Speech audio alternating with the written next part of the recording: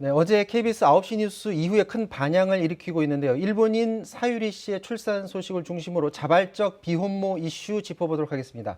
김성환 시사평론가, 김정윤 캐스터와 계속해서 얘기 나누도록 하겠습니다. 안녕하십니까? 네, 안녕하세요. 네. 사유리 씨 일본인 방송인으로서 우리나라에서 많이 활약을 했었던 사람인데 일본으로 가서 네. 비혼모인데도 불구하고 임신을 하고 출산을 했어요.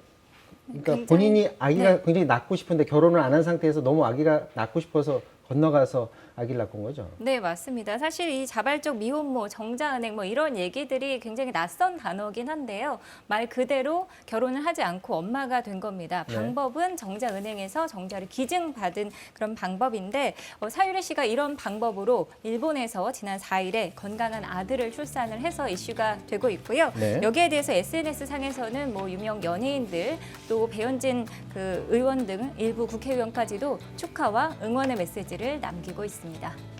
네. 사유리 씨는 사실 저희 KBS와도 인터뷰를 통해서 본인의 심경을 밝혔는데요. 잠깐 듣고서 계속해서 얘기 나눠보도록 하겠습니다. 아기를 갖고 싶어서 요즘 엄청 노력 많이 해요. 남자도 지금 8개 올리고 네, 평소 방송을 통해서 아이와 출산에 대한 남다른 애착을 표현했던 사유리 씨. 하지만 지난해 우연히 찾은 산부인과에서 충격적인 이야기를 듣습니다. 남성의 기능이 48이다. 그래서 자연인신도 어렵고 지금 당장 시험관 하더라도 그 성공률이 높지 않다. 그때 진짜 눈앞에 무너지는 것 같이 느껴서 진짜 처음으로 죽고 싶다 느꼈거든요. 네, 결혼하지 않은 여성 앞에 놓인 높은 현실의 벽도 확인했습니다. 일단 한국에서는 모든 게 불법이에요. 한국에서는 결혼하는 사람이만 시험관이 가능해요. 엄마가 된 지금 아이를 통해 진짜 행복을 찾았다는 사유리 씨는 아이를 낳을 수 있는 권리를 인정해 달라는 당부도 잊지 않았습니다. 요즘 낙태 인정하라 이런 거 있었잖아요. 그거를 거꾸로 생각하면 아기를 낳는 거를 인정해라 이렇게 하고 싶어요. 낙태하라만 아니라 아기를 낳는 것도 인정했으면 좋겠어요. 사유리 씨에 앞서서 비혼모의 길을 선택한 또 한 사람, 지난 2008년 정자 기증을 통해서 엄마가 된 방송인 허수경 씨입니다. 아기를 낳아서 키우면서는 더더욱 그런 또 다른 존재가 필요하다고 생각하지 않아요. 근데 이제 우리 별이한테는 아빠가 없다는 것이 그게 명백한 사실이기 때문에 나는 남편이 없어도 되지만 얘는 아빠가 없어도 될지 안 될지는 그건 모르잖아요. 네, 당시 아빠의 부재를 고민했던 허수경 씨, 12년이 지난 지금 평범한 행복을 만들어가고 있습니다. 자, 앞서 이제 사유리 씨 이야기 그리고 12년 전입니다. 허수경 씨 인터뷰까지 봤는데, 그러니까 허수경 씨가 그 정자를 기증받아서 아기를 낳을 때만 하더라도 우리나라에서 그게 불법이 아니었었나 봐요. 네, 맞습니다. 근데 그 이후에 국내법이 바뀌었나 보죠. 그러니까 그때 2008년도 아마 혹시 기억하실지 모르겠는데요. 의대생들이 정자 기증하고 이런 일들까지 사실은 벌어지기도 했었습니다. 그러니까 그 당시에는 지금처럼 이렇게 규정이 엄격하지 않았는데요. 네. 다 아시다시피 황우석 사태 때 그때 난자를 기증받아서 굉장히 많이 사용하는 그러니까 생명윤리 문제가 제기가 됐어요. 그러니까 그 이후에 생명윤리법이 강화가 돼서 지금은 난자나 정자를 거래하지 못하도록 했고, 그리고 만약에 기증을 한다 하더라도 법률적인 배우자가 반드시 서면으로 동의를 해야만 기증을 할 수 있도록 이렇게 바뀌었습니다.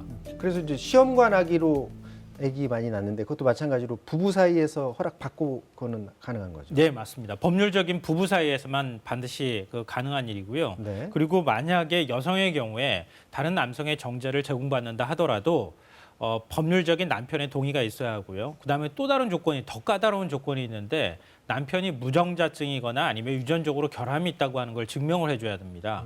그리고 시험관 시술을 하는 데 있어서 시술 비용도 요즘엔 국가가 많이 지원을 해주잖아요. 네. 그것도 역시 법적인 부부한테만 지원이 가능합니다.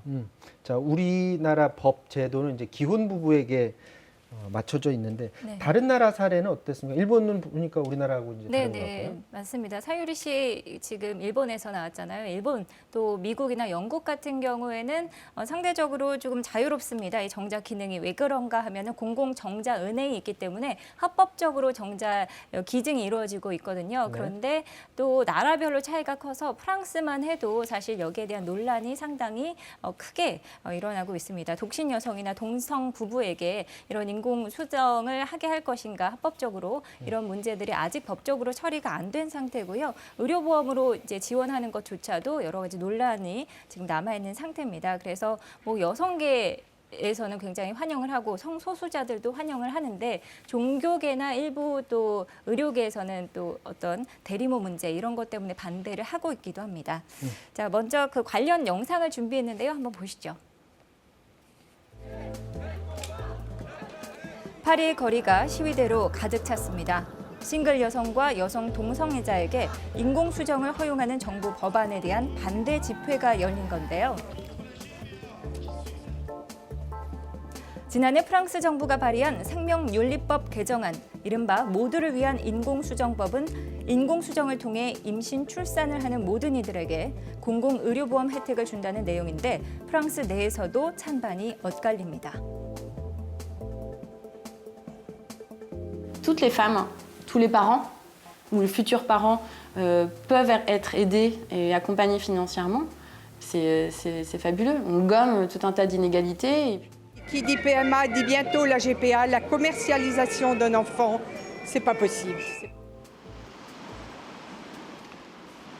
자, 뭐 프랑스에서 이제 영상 지금 보셨는데 뭐 저게 비단 먼 나라 얘기만 이제 아닌 것 같아요. 우리나라 여성들도 이제 비혼인 여성들도 많고 네. 특히 이제 출산을 안 하려고 하는 사회가 이제 그런 분위기로 좀 만든 것도 있긴 하지만 여러 가지 문제가 좀 복합적으로 작용하잖아요. 또 우리 사회는 아직 논의가 많이 진척이 안 돼 있는데요. 이제부터 좀 사실 시작해야 될 필요가 있습니다. 아시다시피 우리나라 출산율이 뭐 떨어진다, 전 세계 최하이다, 뭐 이런 거는 아마 아실 거예요. 네. 한 명도 안 되는 0.92명 수준이고요. 네. OECD 평균이 1.65명입니다. 그러니까 한 2명 가까이 되는데 우리는 한 명도 낳지 않는 상황이다 이렇게 보시면 될 것 같아요.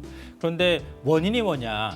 이건 아직 정확하게 분석이 잘 안 되고 있는 상황인데 우리가 그냥 체험적으로 느끼기에는 뭐 경제적인 이유, 그리고 취업도 어렵죠. 그리고 집을 구입하는 것도 이제 어렵습니다. 그렇기 때문에 결혼 연령도 점점 뒤로 늦어지고 있는 상황이고요.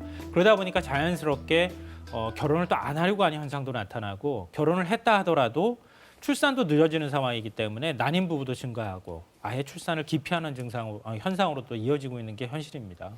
그 난자를 미리 이제 냉동 보관하는 게 네. 물론 결혼을 안 하기 위해서 그러는 사람만 있는 게 아니겠지만 그렇죠. 그런 사람이 지금 굉장히 많이 늘고 있다면서요. 네, 맞습니다. 지금 차병원에서 여성 1,000명을 대상으로 난자를 보관할 의향이 있냐 이렇게 물었더니 그중에 70%가 보관 의사가 있다고 했고요. 말씀하신 대로 난임이나 어떤 노산에 대비하거나 혹은 건강한 난자를 좀 유지시키고 싶다 이런 의도에서 그런 대답을 했다고 하고요. 실제로 차병원에서 난자를 보관한 그 케이스들을 보면은 2012년에 105건이었는데 지금 2019년에는 4,184건까지 급격하게 지금 늘어나고 있습니다. 그리고 해외 같은 경우는 우리가 잘 알고 있는 페이스북이나 애플 같은 경우는 여성 인재를 유치하기 위해서 냉동 그 난자를 할 수 있도록 지원을 하고 있다고도 합니다.